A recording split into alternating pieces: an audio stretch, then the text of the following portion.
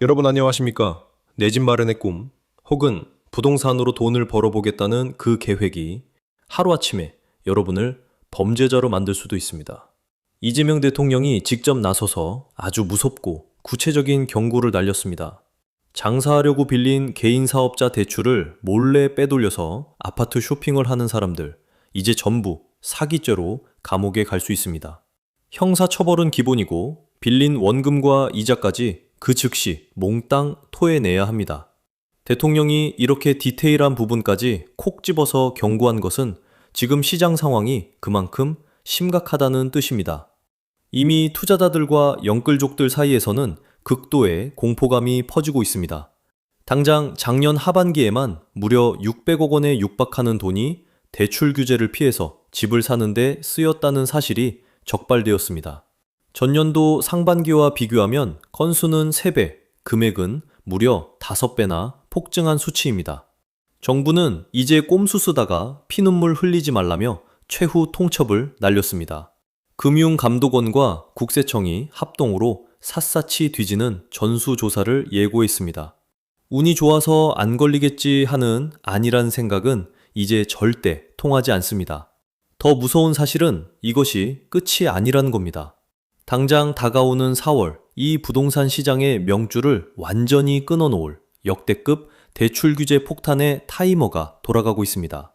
세금으로 목을 조르던 정부가 이제는 돈줄을 완전히 말려버리겠다고 칼을 빼든 것입니다.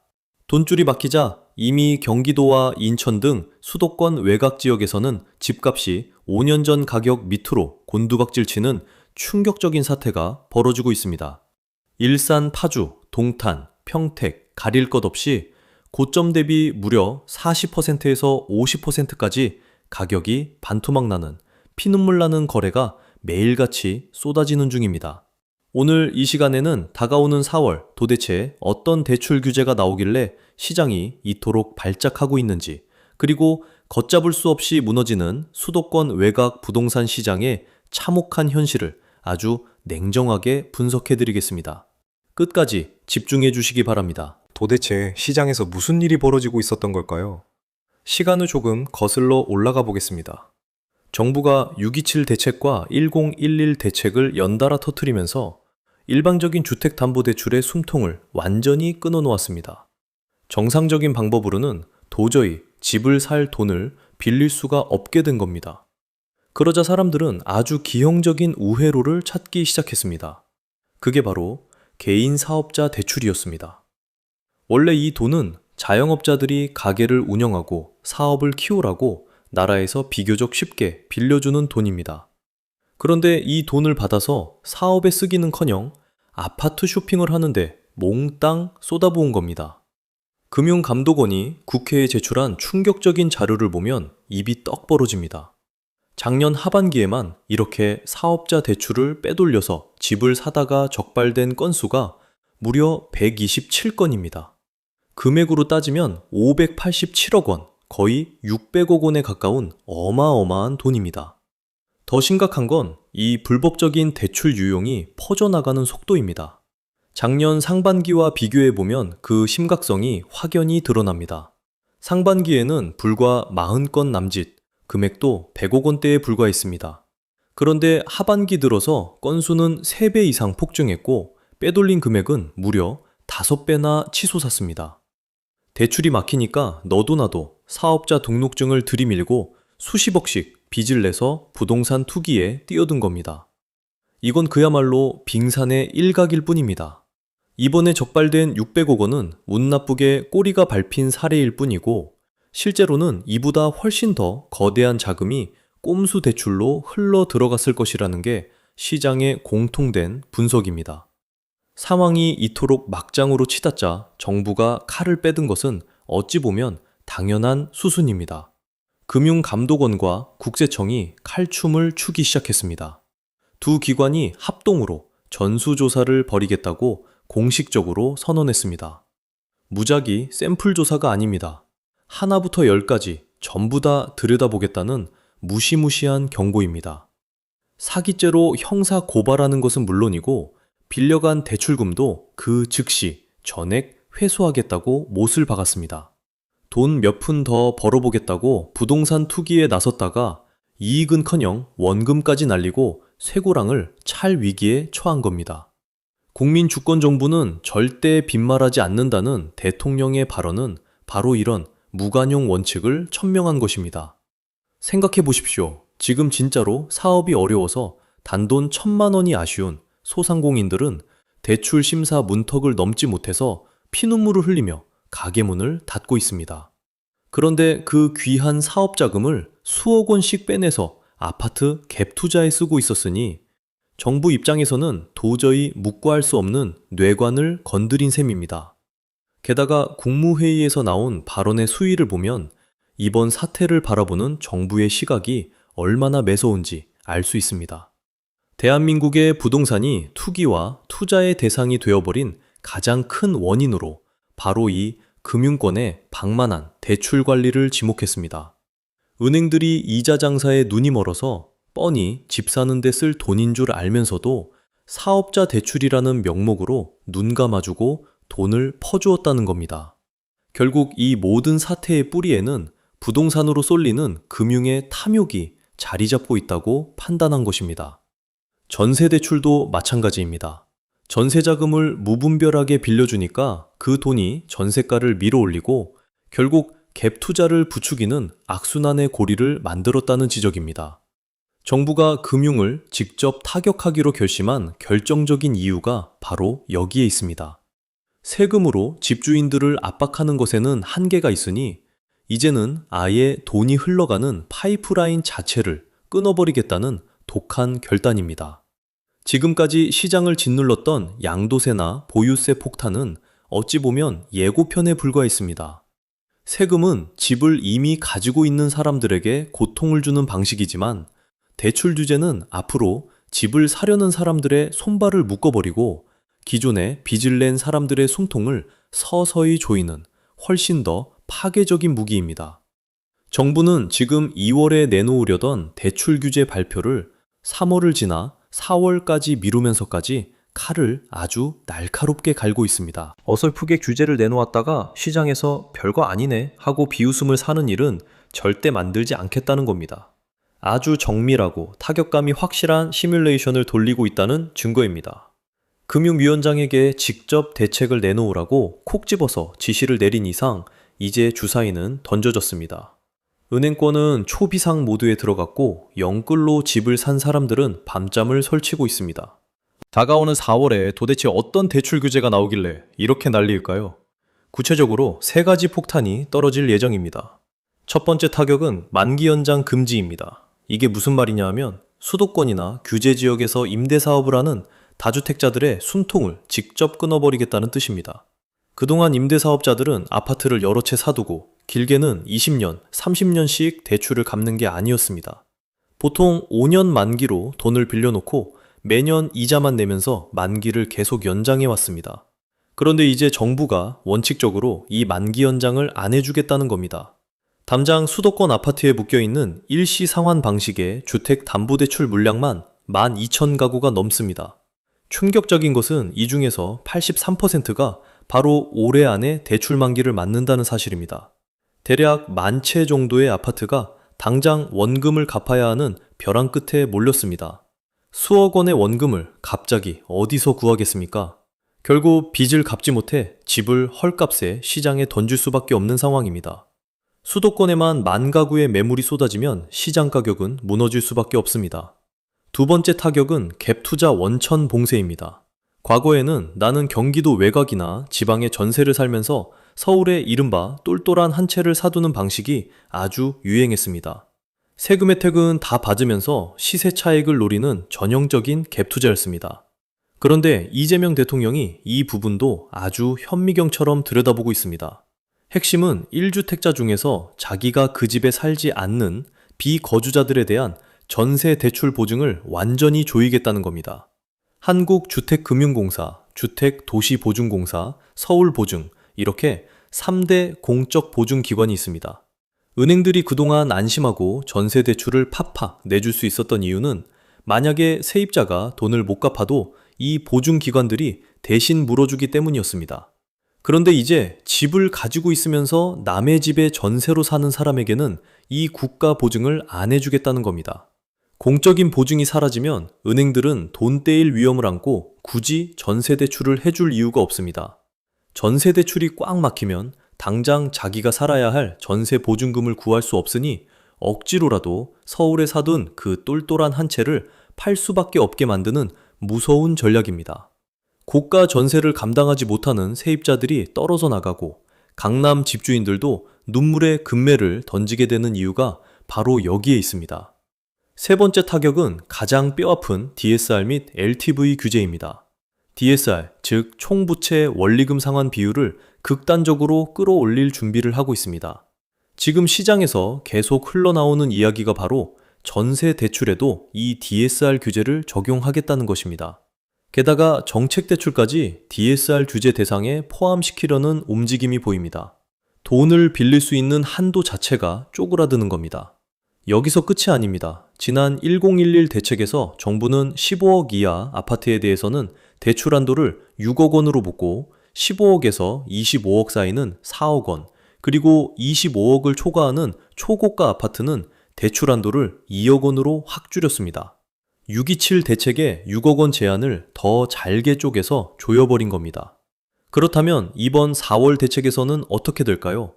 문재인 정부 시절에 15억을 초과하는 아파트에 대해서는 주택담보대출 LTV를 0%로 만들었던 적이 있습니다.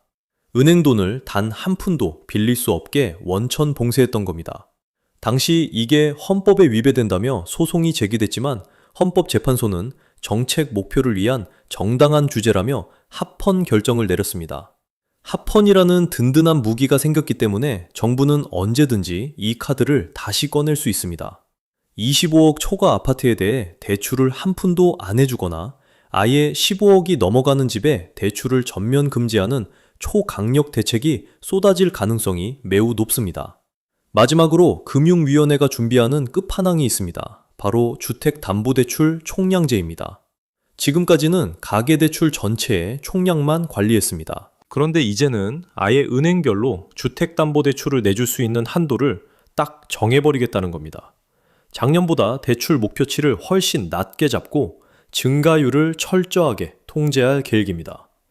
은행에 할당된 주택담보대출 금액이 소진되면 그 은행은 당장 대출 창구를 닫아버리는 셧다운 사태가 발생하게 됩니다. 지금 은행들이 가산금리를 7% 가까이 팍팍 올리는 이유도 바로 이겁니다. 우리은행에 대출받으러 오지 말라는 무언의 압박입니다. 이 모든 규제가 한꺼번에 쏟아지면 시장은 어떻게 반응할까요? 집을 사려는 대기 수요자들은 은행 문턱을 넘지 못해 매수를 포기하게 됩니다. 집을 팔아야 하는 사람들은 매수자가 없으니 가격을 깎고 또 깎아서 내놓을 수밖에 없습니다. 특히 임대사업자들이 내놓는 만채의 급매물과 전세금 반환에 실패한 갭 투자자들의 투매 물량이 한꺼번에 겹치는 순간 수도권 아파트 시장은 그동안 겪어보지 못한 거대한 하락장에 진입하게 될 것입니다. 대통령이 직접 나서서 꼼수 대출을 엄단하겠다고 선언한 마당에 금융당국은 눈치를 보며 느슨한 대책을 내놓을 수 없는 외통수에 걸려 있습니다. 지금 세금 무서운 줄만 알았던 다주택자들이 곧 다가올 대출 절벽 앞에서는 꼼짝없이 당할 수밖에 없는 완벽한 포위망이 완성되어 가고 있습니다. 지금 대출 규제의 폭풍은 서울에만 머물지 않습니다. 오히려 그 여파는 경기도와 인천 같은 수도권 외곽 지역에서 훨씬 더 잔인하고 공포스럽게 나타나고 있습니다. 방금 말씀드린 4월의 대출 규제들이 본격적으로 시행되기도 전인 지금 3월 현재 시장은 이미 걷잡을 수 없는 패닉셀링, 즉 공포에 질린 매도세가 폭포수처럼 쏟아지고 있습니다. 과장하는 것이 아닙니다. 눈으로 보고도 믿기 힘든 폭락 거래들이 하루가 멀다 하고 실거래가 시스템에 찍히고 있습니다. 먼저 일산 신도시 지역을 살펴보겠습니다. 일산 위시티 4단지 59평형 아파트를 보면 2021년에 13억 6,500만 원까지 올라갔던 집입니다. 그런데 이번 3월에 8억 5천만 원까지 떨어져서 실거래가 되었습니다. 고점 대비 무려 38%, 거의 40%가 날아간 겁니다.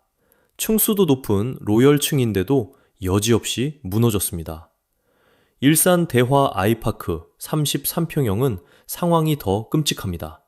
7억 8천만 원을 찍었던 아파트가 3억 9천만 원에 거래되었습니다. 정확히 50%, 완전한 반토막이 났습니다. 일산 바로 옆에 있는 파주 운정 신도시도 예외가 아닙니다. 화성 파크드림 시그니처 33평형은 9억 5천만 원에서 4억 9천만 원으로 48%가 폭락했고, 파주 한울마을 2단지 운정 벽산 블루밍 34평형은 6억 5천만 원에서 3억 2천만 원으로 역시 50%가 넘게 하락했습니다. 5년 전 집값 아래로 뚫고 내려가는 것은 기본이고, 말 그대로 아파트 가격이 반으로 뚝 되부러진 겁니다. 김포 한강신도시는 어떨까요?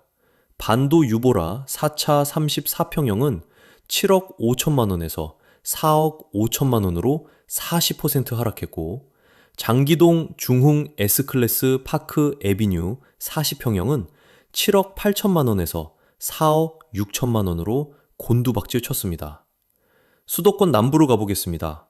GTX 호재로 가장 뜨거웠던 동탄 신도시 역시 충격을 피하지 못했습니다. 동탄 레이크힐 반도 유보라 아이비파크 36평형은 8억 7,800만 원에서 5억 원으로 떨어지며 43% 하락률을 기록했습니다. 세계 최대 규모의 삼성 반도체 공장 호재로 11억 원을 훌쩍 넘겼던 평택 고덕 국제신도시 제1풍경채 39평형은 6억 9천만 원까지 밀려났습니다. 무려 40% 가까운 금액이 허공으로 증발한 것입니다. 평택 힐스테이트 3차 33평형도 6억 7천만 원에서 3억 7천만 원으로 44% 폭락했습니다. 반도체 호재라는 강력한 방어막도 정부의 무자비한 대출 옥죄기 앞에서는 아무런 힘을 쓰지 못하고 산산조각 나고 있는 형국입니다. 가장 충격적인 사실은 불과 한 달 만에 시장 분위기가 천국에서 지옥으로 바뀌고 있는 지역들이 있다는 겁니다. 용인 수지구를 유심히 보십시오. 성복역 인근의 현안마을 동성 2차 32평형은 올해 2월에 9억 3,500만 원으로 당당하게 신고가를 찍었습니다. 다들 바닥을 다지고 다시 대세 상승장으로 간다고 환호성을 질렀습니다. 그런데 불과 한 달 뒤인 3월에 이 똑같은 아파트가 6억 원에 실거래가 되었습니다. 고작 한 달 사이에 가격이 36%가 빠져버린 겁니다. 수지 죽전동 아이파크 23평형도 2월에 7억 9,500만 원으로 최고가를 갱신하더니 한 달 만인 3월에는 4억 7천만 원으로 41%가 폭락한 가격에 거래를 마쳤습니다. 이것이 지금 수도권 외곽 부동산 시장의 쌩얼입니다. 거짓말 같은 하락 거래들이 쏟아지는 이유는 단 하나입니다.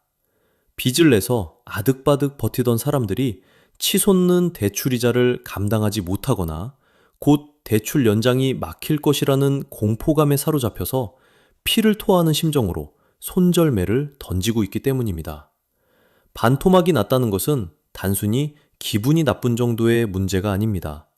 만약 10억 원짜리 집을 5억 원 대출을 끼고 샀는데 집값이 5억 원이 되었다면 여러분의 순수 자산, 즉 내 피 같은 돈은 완전히 영원이 되어 사라진 겁니다. 은행 입장에서는 담보 가치가 하락했으니 대출금을 당장 일부 갚으라며 원금 상환 압박, 즉 마진콜을 날리게 됩니다. 원금을 갚을 돈이 없으면 집은 경매로 넘어가고 빚쟁이 딱지가 붙게 되는 끔찍한 연쇄부도 사태가 벌어지는 겁니다. 지금 파주나 일산, 김포 등에서 나타나는 반토막 실거래는 우연히 일어난 헐값 거래가 아닙니다.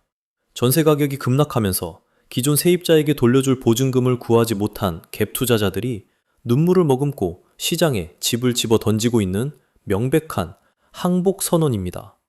새로운 세입자를 구하려고 해도 정부가 1주택자의 전세 대출 보증마저 조인다는 소문이 파다하게 퍼지면서 세입자들조차 전세금을 마련하지 못해 발을 구르고 있습니다. 고가 전세를 감당할 사람이 시장에서 사라지니 전세가는 바닥 모르고 더 떨어지고 갭 투자자는 더 큰 손실을 떠안고 급매물을 던지는 끔찍한 악순환 사이클이 완성된 것입니다. 더욱 뼈아픈 것은 입주 물량 폭탄입니다.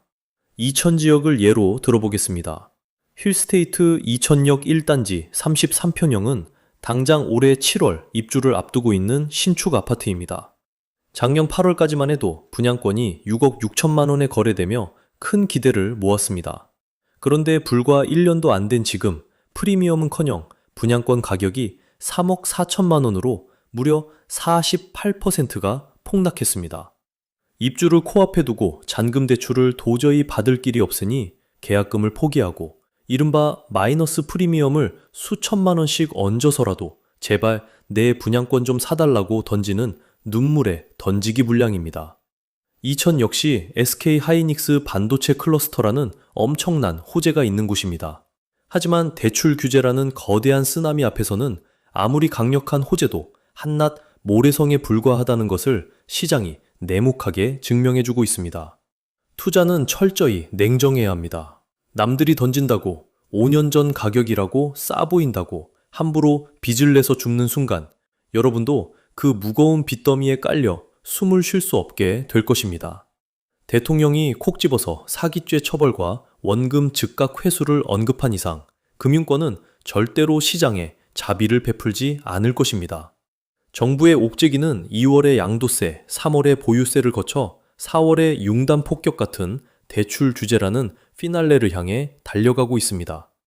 지금의 하락은 단순한 일시적 조정기가 아니라 수년간 비정상적으로 부풀어 올랐던 거대한 거품이 정부의 강력한 돈줄 죄기 정책과 만나 거칠게 터져나가는 파열의 과정임을 결코 잊으시면 안 됩니다. 그러면 이토록 무섭게 돌아가는 시장 상황 속에서 지금 당장 우리는 어떻게 대처해야 할까요?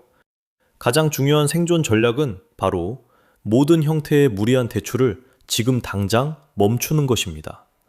남의 돈을 빌려서 내 자산을 불리겠다는 이른바 영끌이나 빚내서 빚을 갚는 위험한 돌려막기 투자는 이제 돌이킬 수 없는 재앙이 되어 여러분의 목을 조를 것입니다. 이재명 대통령의 경고는 결코 가볍게 넘길 사안이 아닙니다. 개인 사업자 대출을 유용하는 꼼수뿐만 아니라 앞으로 시장을 교란하는 그 어떤 불법적인 자금 조달도 낱낱이 파헤쳐질 것입니다. 지금 당장 이자를 감당하기 벅차다면 뼈를 깎는 심정으로 자산을 구조조정하는 결단도 필요할 수 있습니다. 환상에서 깨어나 냉혹한 현실을 마주해야 할 시점입니다. 지금은 공격적으로 자산을 늘릴 때가 아니라 어떻게든 내가 가진 현금을 최대한 확보하고 방어력을 높여야 하는 절대적인 방어의 시간입니다. 폭락하는 집값을 보면서 혹시 지금이 바닥이 아닐까, 헐값에 좋은 아파트를 주울 수 있는 절호의 기회가 아닐까 생각하시는 분들도 분명 계실 겁니다. 하지만 떨어지는 칼날을 맨손으로 잡으려는 무모한 행동은 절대 금물입니다. 정부의 칼날이 어디까지 향할지, 4월에 발표될 대출 규제의 강도가 얼마나 지독할지 그 누구도 섣불리 예측할 수 없습니다. 따라서 지금은 시장을 완전히 떠나라는 것이 아니라 현금을 쥐고 한 발짝 물러서서 정부의 정책 변화와 시장의 흐름을 아주 차분하고 냉정하게 관찰하셔야 할 때입니다. 마지막으로 시청자 여러분께 각별한 당부의 말씀을 드립니다. 오늘 제가 전해드린 모든 이야기는 현재 시장에 발표된 객관적인 데이터와 정부의 공식적인 발언, 그리고 실제 거래 현황을 바탕으로 분석한 거시적인 시장 상황입니다. 이것은 결코 특정 지역이나 아파트에 대한 직접적인 투자 권유가 아니며 여러분의 매수나 매도를 결정짓는 절대적인 지표가 될 수 없습니다.